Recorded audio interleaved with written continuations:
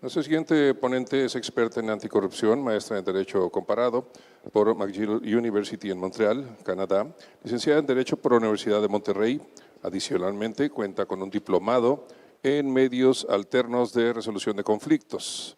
Cuenta con más de 15 años de experiencia profesional en temas de administración pública, anticorrupción, prevención de la violencia de género y seguridad pública. Desempeñó diversos puestos en instituciones del Gobierno del Estado de Nuevo León, como el Instituto Estatal de las Mujeres, la Secretaría General de Gobierno y la Secretaría de Seguridad Pública.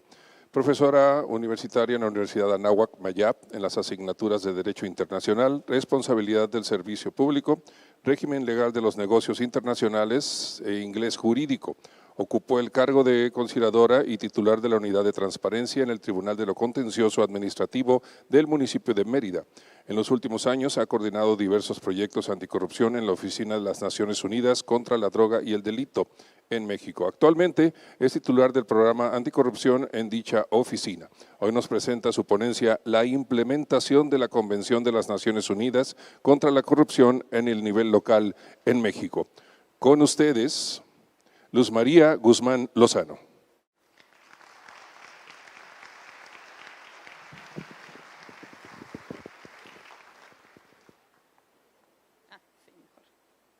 Muchas gracias. Prometo que voy a ser muy breve, porque ya sabemos que llevamos una larga jornada y hubo un cambio ahí en el orden de los ponentes, entonces para que también ustedes puedan seguir con sus actividades del día. Muchísimas gracias a la Secretaría de la Función Pública del Estado de Baja California, que nos invitó el día de hoy. Y bueno, como ya lo comentaron, yo trabajo como titular, soy la titular de los del programa anticorrupción de la Oficina de las Naciones Unidas contra la Droga y el Delito, una agencia hermana del PNUD. Sin embargo, nosotros pertenecemos al Secretariado General de Naciones Unidas. Nuestro jefe directo es el secretario general. Entonces, les voy a explicar qué hacemos en nuestra oficina y justamente cómo esto se enlaza con los temas relacionados con anticorrupción. Bueno, ¿qué hacemos en nuestra oficina? Como les decía, somos una oficina especializada del Sistema de Naciones Unidas y custodiamos diversas convenciones. Somos una oficina técnica del secretariado.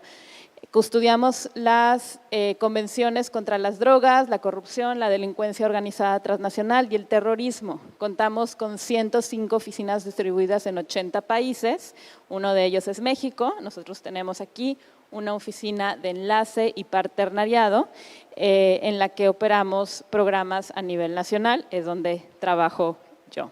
Y proveemos asistencia técnica, normativa e investigación y análisis en los temas de nuestro mandato. Por supuesto, dentro también de nuestro mandato está el implementar la Agenda 2030, que son los Objetivos del Desarrollo Sostenible, de manera transversal, incluyendo el Objetivo 16, que es con el que más trabajamos, que es de paz, justicia y instituciones sólidas. Como les comentaba, nosotros somos guardianes de varias de las convenciones. Las convenciones con las que trabajamos generalmente somos una agencia, mi jefe, el representante de esta oficina en México, el señor Christian Holsch, que manda un saludo y una disculpa por no poder estar aquí, tuvo que ir también a otro evento.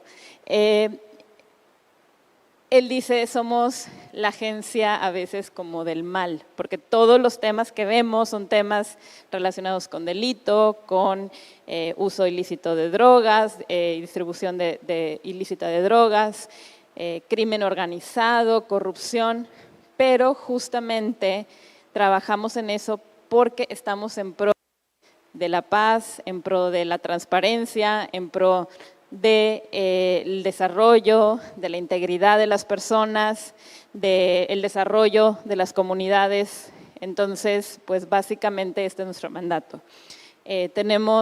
Somos guardianes de convenciones sobre estupefacientes, sobre sustancias psicotrópicas, también sobre delincuencia organizada transnacional, prevención del terrorismo y todos los instrumentos que tengan que ver con prevención del delito y justicia penal.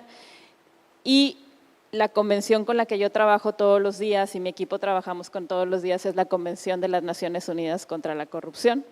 Y esta convención no es porque sea mi mandato, la parte con la que trabajo todos los días, pero esta convención es muy especial y ahorita les voy a platicar por qué.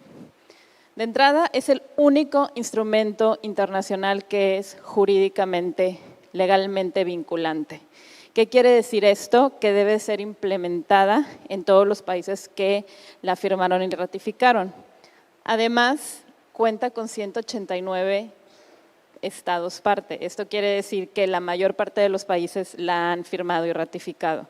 Esto es importante, realmente fue adoptada de una forma muy amplia y entró en vigor en 2005, sin embargo se firmó en 2003 en la ciudad de Mérida, por eso también se conoce como la Convención de Mérida, porque fue firmada en esa ciudad y este año vamos a tener un evento conmemorativo de 20 años, de hecho vamos a tener a personas que estuvieron en la negociación de la convención hace 20 años, particularmente nuestro director de tratados, el señor John Brandolino, de UNODC, que en su momento fue el negociador de Estados Unidos, y el embajador Joel Hernández, que es el subsecretario de Asuntos Multilaterales de la Secretaría de Relaciones Exteriores, que fue en su momento el negociador de México. Entonces, vamos a tener esta visión 2 días, 5 y 6 de diciembre, justamente de paneles y de actividades relacionadas con la conmemoración de ese evento. Son 20 años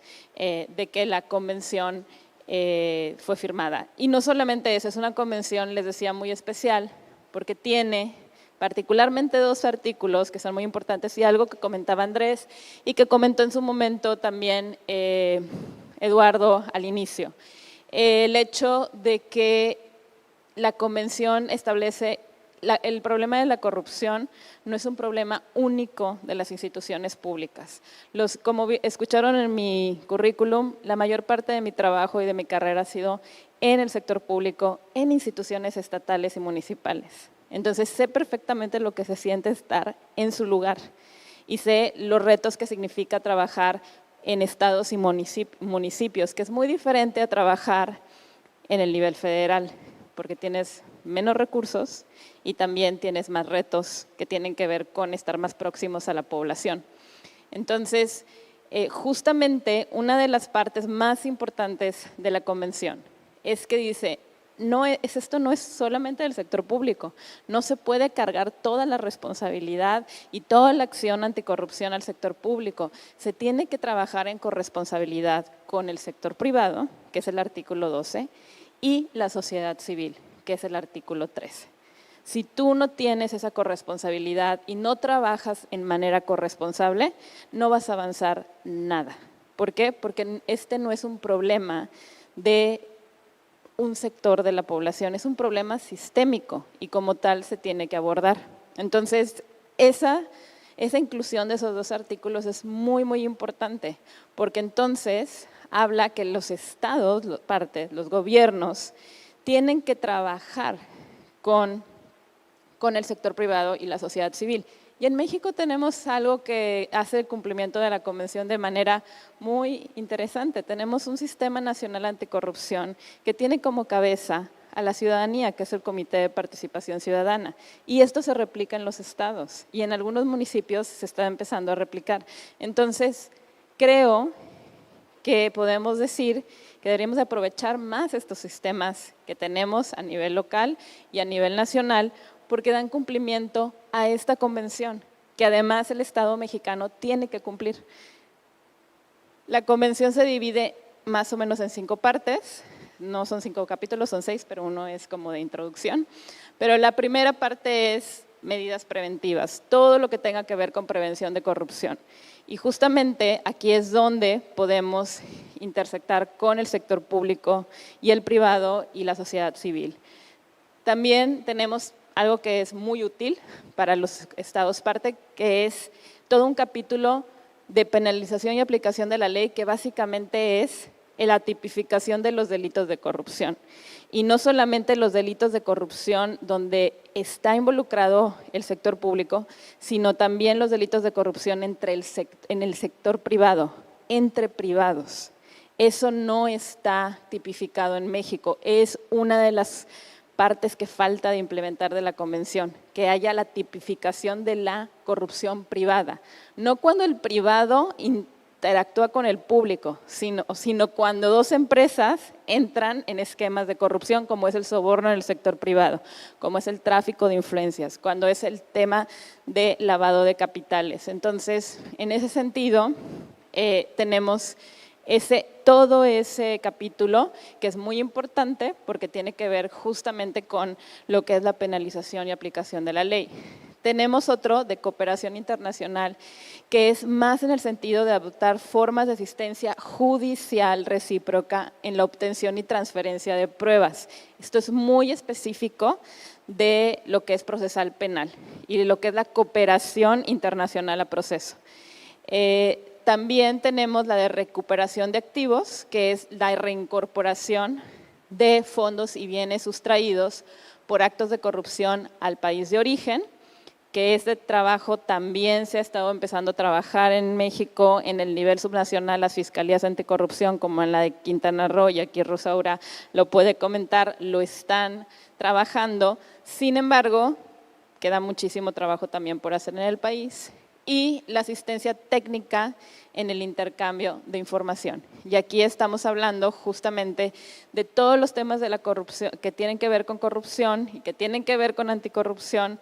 Puede haber toda esta red de asistencia técnica entre los países, los estados parte, para apoyarse, básicamente para poder seguir caminando juntos. Hay una parte de la convención también muy interesante, porque no solamente es, bueno, hacemos la convención y a ver cómo le hacen. Estamos hablando de hace 20 años, estamos hablando de momentos políticamente donde se estaba avanzando en temas de derechos humanos, en temas de apertura a ciertos temas. En nuestro país empezábamos con los temas de transparencia. Entonces, lo que nos pide la convención es que haya, o estableció por medio, no la convención, la Conferencia de Estados parte de la convención, establece un mecanismo de examen, un examen de aplicación, en inglés se llama Implementation Review Mechanism y en español se llama examen de aplicación de la convención. Y este examen es distinto a otro tipo de examinaciones, exámenes que se hacen en otras instituciones. Aquí estamos hablando que los estados partes participan en revisar lo que está haciendo otro país. Entonces, hay un país evaluado y hay un país evaluador de la misma región y un país evaluador de otra región. Con 189 países, pues hay manera de hacer estas ecuaciones, pero además, quien decide quién evalúa a quién es un sorteo. Entonces, todo es aleatorio.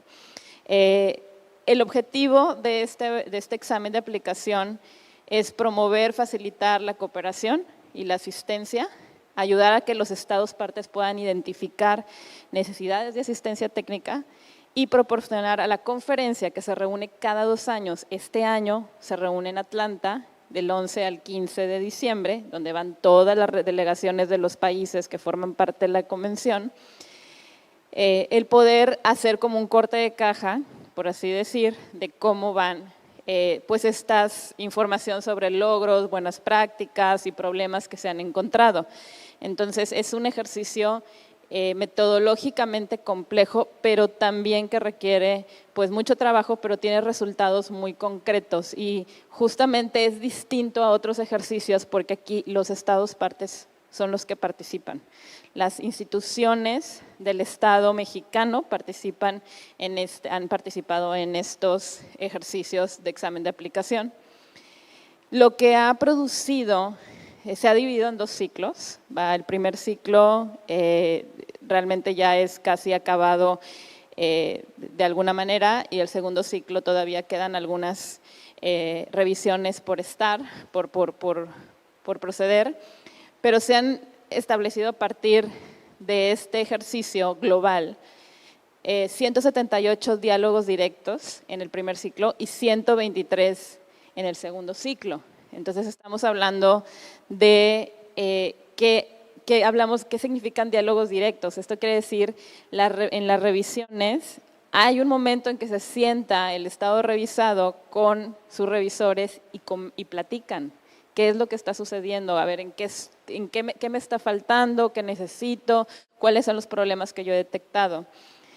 Resúmenes ejecutivos, hay 176 del primer ciclo, 84 del segundo, y estados con necesidades de asistencia se han detectado o han dicho necesito asistencia técnica en el primer ciclo 121 y en el segundo 57.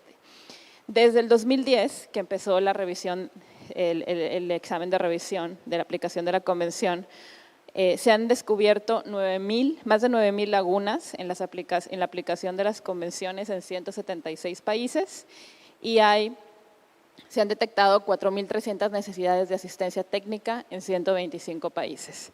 Todo esto está publicado, es público en nuestra página de UNODC Global. Pueden buscar por país, están los resúmenes ejecutivos publicados y pueden ver de todos los países que además son documentos no tan largos, o sea, son documentos realmente resumen, entonces se dividen en necesidades detectadas, buenas prácticas y recomendaciones que se hicieron entre los revisores y revisados. Nosotros, como guardianes de la Convención de las Naciones Unidas contra la Corrupción, somos facilitadores de este ejercicio, pero esta información es con la que trabajamos. Nosotros, finalmente, lo que hacemos en nuestra oficina es ver qué es lo que está sucediendo. Resulta que hay una necesidad de tipificar ciertos delitos. Se ha encontrado que cuesta trabajo tipificar ciertos delitos en las legislaturas nacionales. O resulta que tenemos un tema de laguna en la parte de recuperación de activos y se necesita también que entre la cooperación internacional. Entonces, de esa forma nosotros basamos nuestros proyectos. De alguna manera tenemos que responder a lo que se está encontrando en este examen de aplicación. Hay toda una sección en nuestra sede en Viena, que es donde está nuestra sede global, y la señora Gada Fatiwali, que es de origen egipcio, es la directora ejecutiva. Hay toda una sección que solo se dedica a hacer este trabajo, es la sección de soporte de la convención. Entonces, tenemos muchísimos colegas que todo su trabajo es organizar la revisión entre pares y estos insumos son con los que trabajamos en las oficinas de campo principalmente. En México ya completó sus 2 exámenes, o sea, sus 2 ciclos. En 2003 firmó la convención en Mérida, por supuesto, el 9 de diciembre.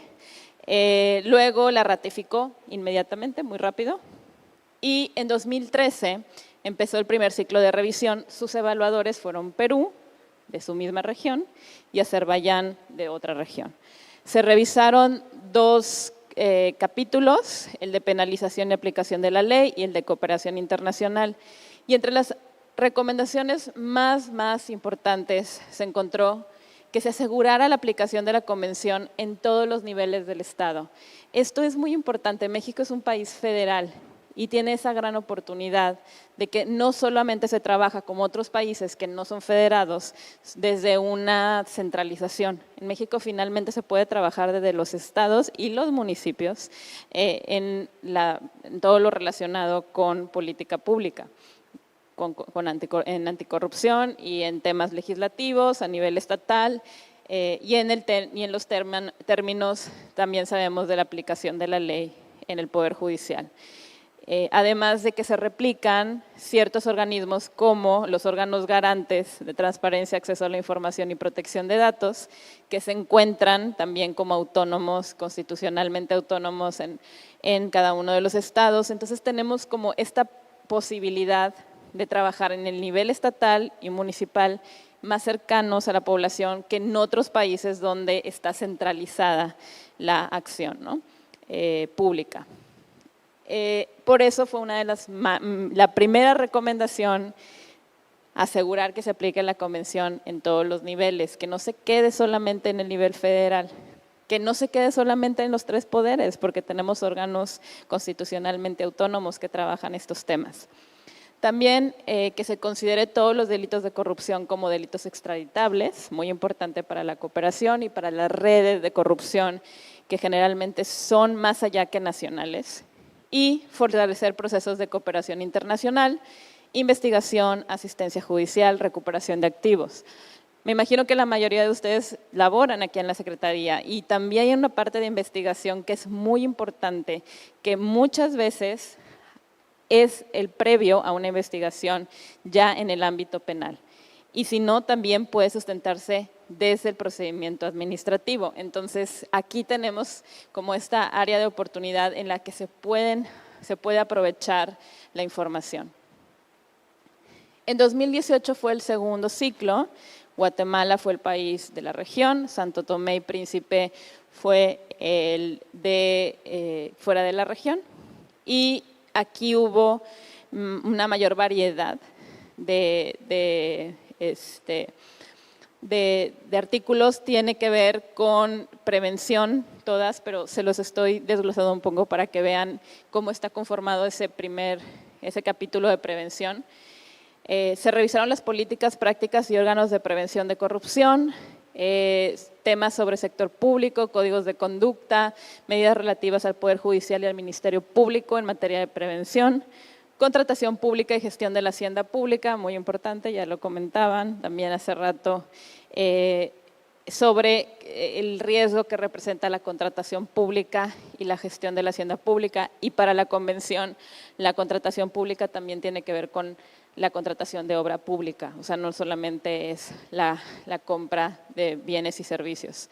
Información pública y participación de la sociedad, los artículos 10 y 13, el del sector privado, el 12, y medidas para prevenir el blanqueo de capitales. Prevención, porque en el siguiente capítulo está la penalización del blanqueo de capitales.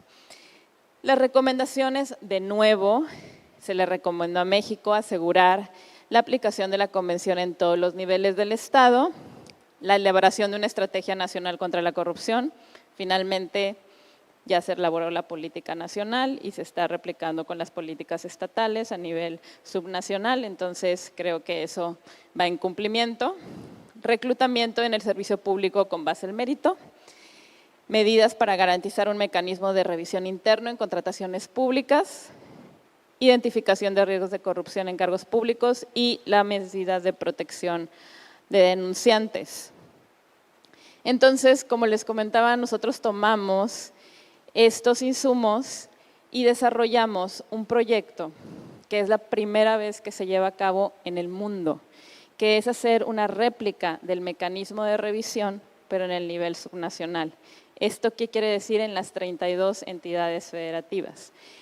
Este proyecto fue apoyado por la Agencia de los Estados Unidos para el Desarrollo Internacional, USAID, y en él básicamente lo que hicimos fue dar cumplimiento a esa recomendación que había aparecido en los dos ciclos, que es realizar un estudio comparativo sobre el nivel de implementación de la convención, que también le llamamos UNCAC por sus siglas en inglés, en el nivel local, en este caso en el nivel estatal. Entonces, este mecanismo nacional fue basado en el examen de aplicación global. El objetivo fue apoyar a las entidades federativas a fortalecer la operación, los programas y el marco normativo en materia anticorrupción a través de la implementación de la convención. Tuvo un carácter técnico transparente, eficiente, no invasivo, incluyente e imparcial. Promueve la colaboración de gobierno, sociedad civil, iniciativa privada y academia. Fomenta también el intercambio de buenas prácticas entre las entidades federativas y no da ningún lugar de forma de clasificación. A diferencia, por ejemplo, de los índices que publica, por ejemplo, Transparencia Internacional, en Naciones Unidas no hacemos rankings de cómo va cada país. Se hace la revisión, se publican los resultados en informes, pero no tenemos una tabla de el país menos corrupto y el país más corrupto.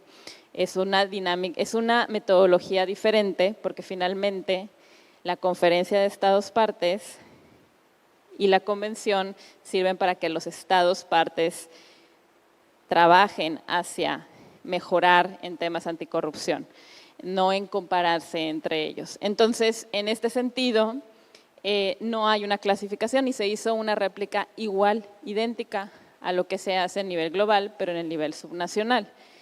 El piloto se trabajó en 2018, fue una iniciativa financiada primero por la Embajada de Reino Unido y participaron las Contralorías de Campeche, Nuevo León y Sonora. Sonora fue el evaluado, Campeche y Nuevo León en ese momento fueron los evaluadores, fue un piloto, solo 3 estados. Y finalmente pues también se incluyeron dentro de la visita que se hizo a Sonora, pues básicamente el comité coordinador del sistema local anticorrupción. Estuvieron involucrados, lo cual fue muy bueno.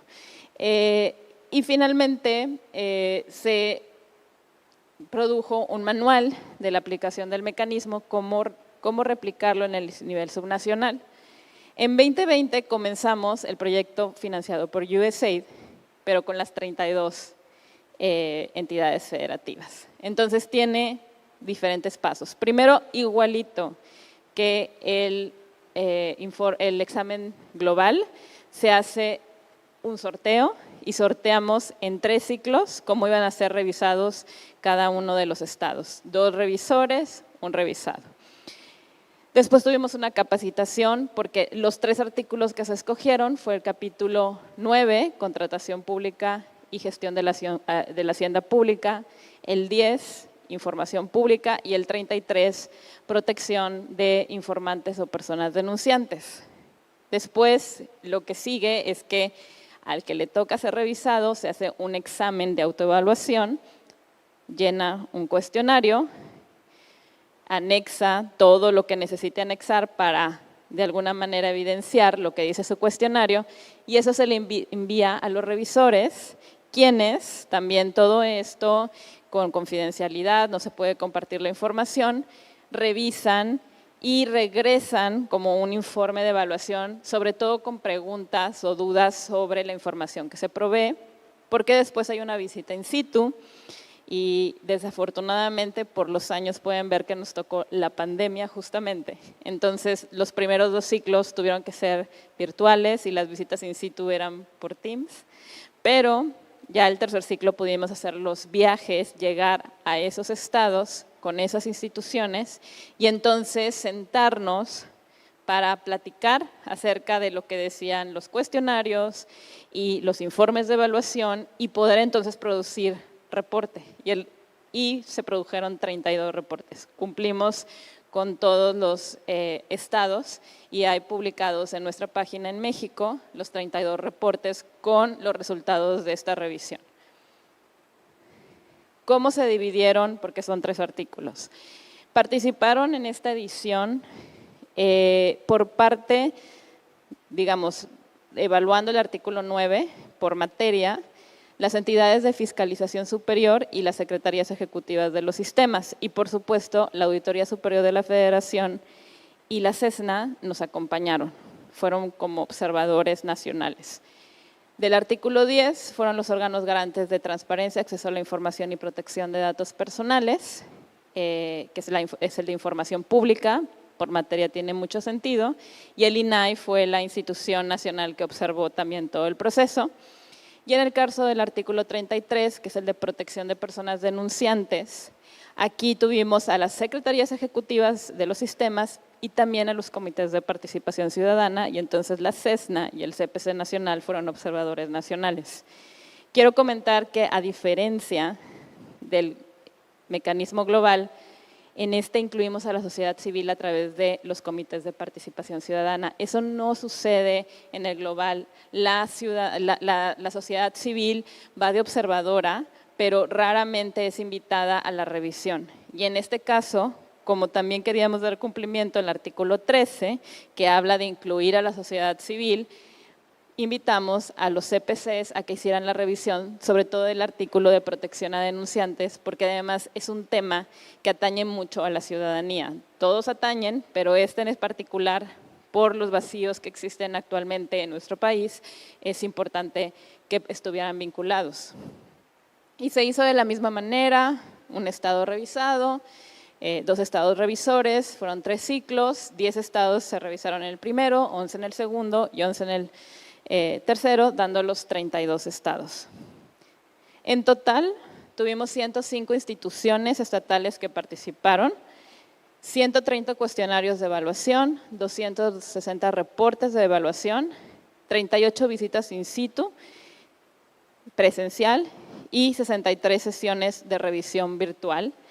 Ahí esa fue la primera en Quintana Roo, sí, fue en Quintana Roo, justamente esa fue la primera que pudimos hacer presencial y se dan cuenta que todos estamos con cubrebocas porque fue en marzo, abril de 2021, de 2022, perdón. Hubo 32 reportes finales, 1 por estado, y los logros más relevantes que hemos tenido a partir de este proyecto fue, pues, por supuesto, es la primera iniciativa en el mundo que replica el examen global en el nivel subnacional. Entonces, somos pioneros en el mundo, no se ha hecho en otro país. México es pionero en ese trabajo. También se identificaron 380 buenas prácticas, las cuales están sistematizadas en una base de datos pública y que de hecho les voy a pasar a la liga si quieren ver qué es lo que se encontró que hace bien cada estado, en cada uno de los artículos, porque muchas veces nos concentramos en lo que hacemos mal, pero hay muchas cosas que se están haciendo bien y que se compartieron en este ejercicio. También se generaron 38 recomendaciones nacionales. Encontramos coincidencias en todos los 32 reportes y cada una tiene su recomendación por estado, pero las que coincidían las pusimos en un documento para que sea de muy fácil acceso y todos puedan ver qué a nivel nacional se podría trabajar de manera conjunta. Y hemos recibido 41 solicitudes de asistencia técnica específicas por las instituciones estatales y esto esperamos que sean detonadores de proyectos, algunas de ellas ya están caminando. Creación de una comunidad de práctica a nivel nacional que se juntó con otros componentes del proyecto, con sociedad civil y sector privado, y entonces tenemos pues un buen número de instituciones públicas, privadas, de sociedad civil con las que tenemos contacto directo y con las que estamos trabajando también para mantener esta comunidad de práctica en el nivel subnacional. Esta iniciativa fue presentada en una sesión especial de la Asamblea General de Naciones Unidas contra la Corrupción, la UNGAS. Esto fue en 2021, todavía era pandemia, fue virtual, pero hubo una reunión especial de la Asamblea General de Naciones Unidas donde se habló sobre corrupción y nosotros tuvimos un evento especial donde presentamos la metodología. Estábamos todavía en proceso. Pero también en agosto, hace unos meses, Jorge Alatorre, el presidente del Sistema Nacional Anticorrupción, viajó a Viena, invitado por la Conferencia Global para aprovechar los datos, para mejorar la medición de corrupción, para presentar cómo es que se había utilizado la información de esta iniciativa para medición de corrupción. Entonces, también es un logro que haya llegado a ese panel en el nivel internacional y el 15 de diciembre vamos a tener un evento especial en la Conferencia de los Estados Parte en Atlanta, que este año es en Atlanta, donde en este caso USAID, el CPC Nacional, el INAI y la Auditoría de Jalisco, junto con nosotros vamos a presentar resultados sobre lo que fue el ejercicio y en este caso pues con representación de organismos nacionales y en el caso de la Auditoría de Jalisco queríamos tener a alguno de un estado que pudiera platicar cuál fue justamente los resultados y la experiencia de ese trabajo y por supuesto nos da mucho gusto tener este espacio porque en la Conferencia de Estados Parte generalmente es difícil tener un evento paralelo y en el que se tome en cuenta, es el único de México y es justamente el caso de México, lo vamos a transmitir en nuestro canal, lo único es que no tenemos interpretación de inglés-español, pero luego esperaremos hacer algún tipo de video en el que podamos poner subtítulos, pero por supuesto les pasaremos la liga para que puedan seguirlo en vivo.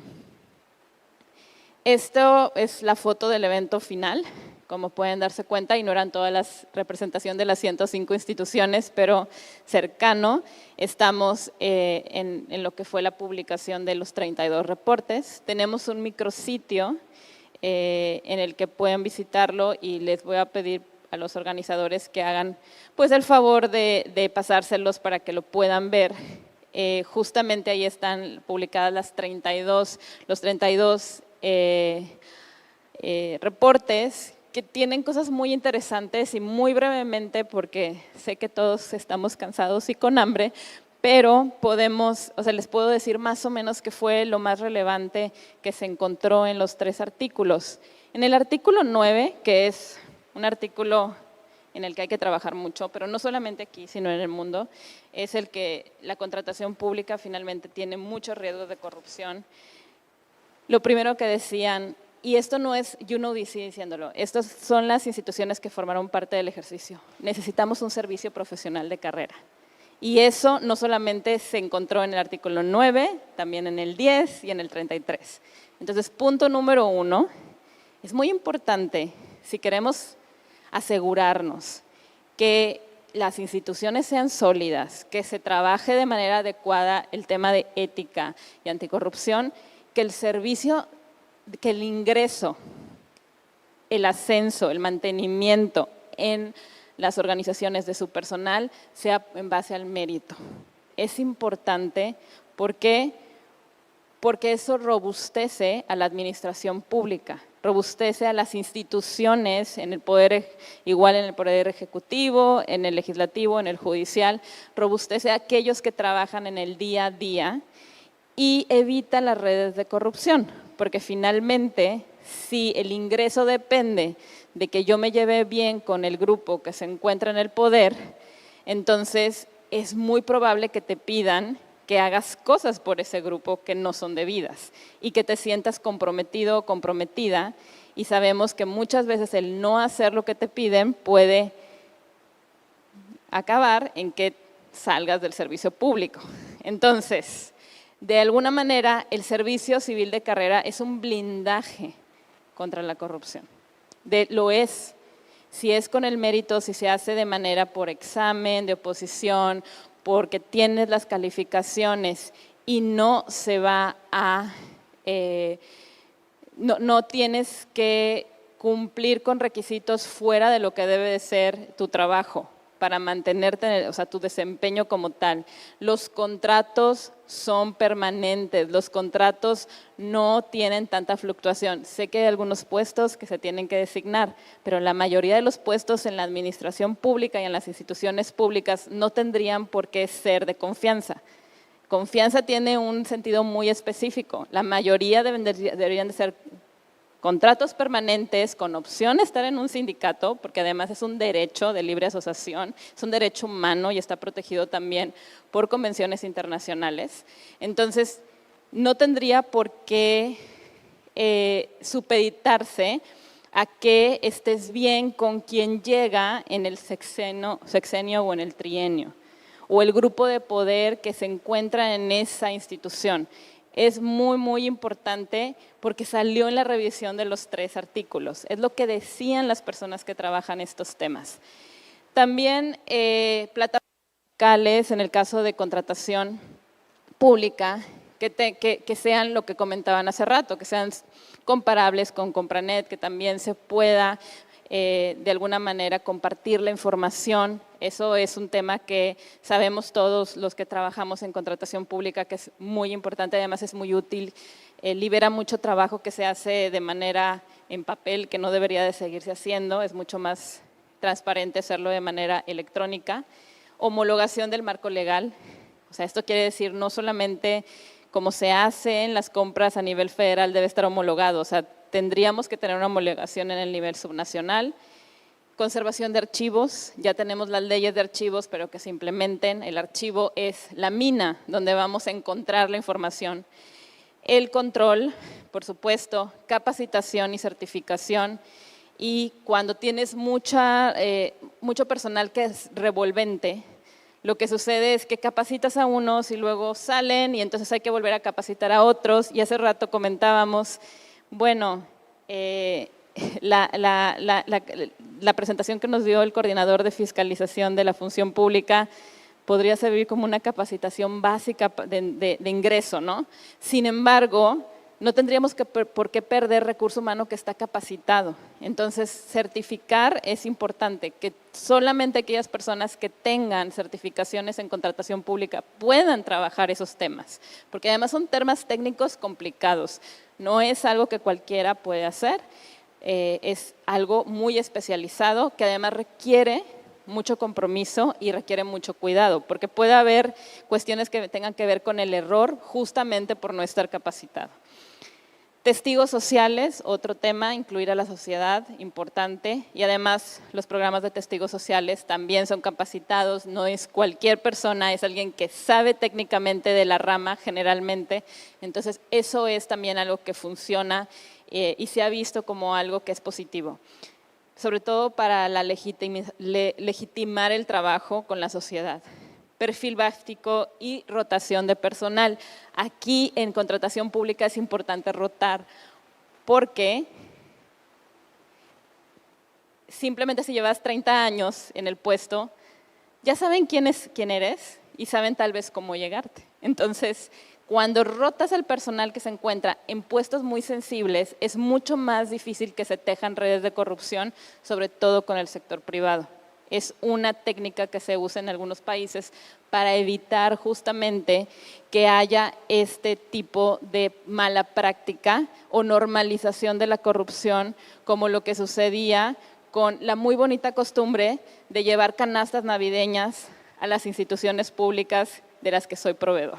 Y eso es corrupción, es normalizar la corrupción. Entonces, de alguna manera, todo esto que ahora se impone en nuestras instituciones con políticas de regalos y qué tanto podemos recibir y no, tiene que ver porque tenemos que romper ciertos esquemas que están como culturalmente normalizados y que sabemos ahora que pueden crear redes de corrupción y que pueden crear malos entendidos y pueden crear suposiciones. Luego, en el caso del artículo 10, más bien hablaban de infraestructura tecnológica, el reducir la brecha digital, porque hay estados que tienen pues muchos medios digitales o formas de llevar la apertura de la información pública a todos y todas sus ciudadanas, pero en otros es mucho más complejo, como por ejemplo Oaxaca. Es muchísimo más complejo llegar a un estado con tantísimos municipios, que además algunos no tienen ni siquiera acceso a internet, que Nuevo León, por ejemplo, que está altamente tecnificado. Servicio profesional de carrera de nuevo, profesionalización y certificación, aquí tiene que ver, y escucharon que yo fui titular de unidad de transparencia, cada 3 años hay que volver a capacitar al titular porque lo cambian. O el titular, además de ser titular, es el del archivo y es el que hace acuerdos o el que sustancia ciertos procesos y entonces no puede dedicarse 100% a su labor, que es bastante. Entonces, en ese sentido, también la certificación y profesionalización es importante. Campañas a diferentes grupos de población, abrir sobre todo en aquellos estados donde hay, por ejemplo, en el caso de Baja California, el caso de los migrantes y las migrantes. O sea, hay una cierta población en tránsito que también es importante que le llegue la información. Y recopilación, sistematización y difusión de la información estadística. Producir estadísticas en información pública ayuda mucho a saber qué es lo que está sucediendo, por qué se está preguntando tanto de este tema en este momento y puede ser un sensor para detectar riesgos de corrupción. Y en el artículo 33, bueno, todos, protección a denunciantes, no es un tema de México, es un tema del mundo. Es un artículo que es el de los menos implementados porque es complicadísimo, es el de whistleblowers o alertadores. Aquí no tenemos ley nacional, solamente hay una ley estatal que es la de Hidalgo y todavía tiene muchas áreas de oportunidad. Entonces, creación de ley, por supuesto, normativa, pero no solamente penal, también administrativa y laboral, porque la represalia contra denunciantes generalmente es en las instituciones públicas y tiene que ver con el acoso laboral, tiene que ver con cuestiones, o sea, sí existe, por supuesto, la represalia a la integridad física, pero finalmente ese es un delito. En el caso de un acoso laboral es todavía más sutil y entonces ese tipo de protección se tiene que dar. Que no te cambien de trabajo, que no te cambien de turno, que no te manden a el sótano de la institución, ahora esa va a ser tu oficina, porque se te ocurrió decir que aquí había algo que no olía muy bien y que te parece que es corrupción. Entonces, en ese sentido, ahí es importante que esté homologado en penal, administrativo y laboral. Ejercicios de parlamento abiertos, importantes porque no hay ley, procesos y normativas para recepción de denuncias, programas de capacitación y sobre todo el tener un sistema único de recepción. ¿Por qué? Porque si no, lo que sucede es que las personas van a estar perdidas en todo el mar de sistemas donde se puede denunciar y eso hace que no se fomente la denuncia. Las personas quieren algo que sea fácil, que sea comprensible, que cualquier persona lo pueda entender y que de alguna manera tenga muy claro cuáles son sus derechos y sus obligaciones. Esos fueron así en grandes rasgos los resultados, pero pueden leer, por supuesto, el reporte de Sonora o de otros estados y el global está en la página. Y a ver si da.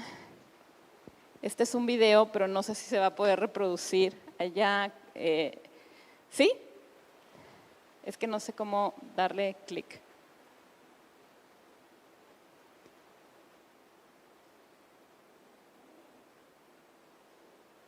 ¿Ustedes le van a dar clic al video?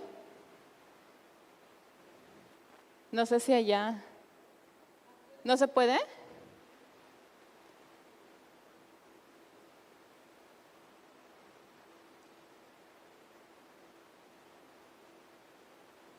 ¿No se puede en la misma página? Es que está en la página embebido el video. O sea, hay que darle play desde allá, pero no sé si ustedes le puedan dar. Está dentro de la presentación misma.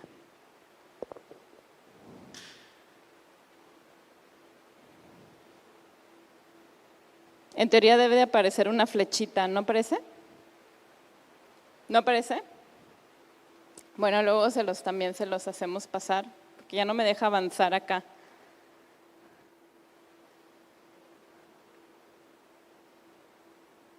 ¿No? ¿Pueden darle a la siguiente? ¿Les da opción de darle a la siguiente?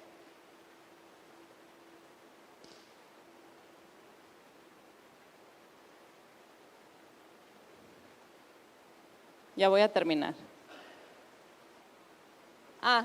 Si se salen de la presentación y si le dan clic, o sea, quiten presentación.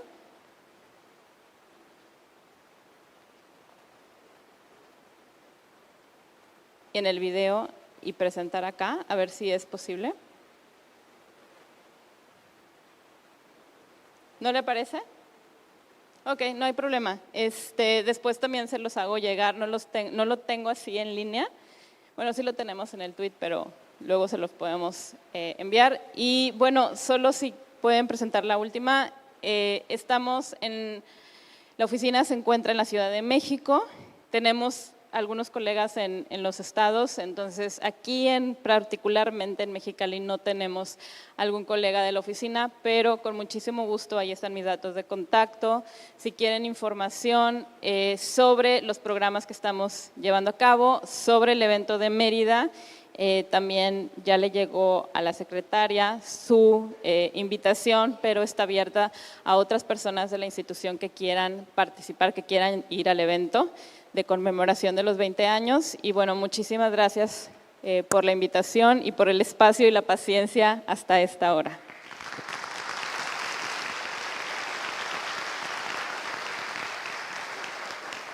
Agradecemos la excelente ponencia, la implementación de la Convención de las Naciones Unidas contra la corrupción en el nivel local de México. Muchísimas gracias.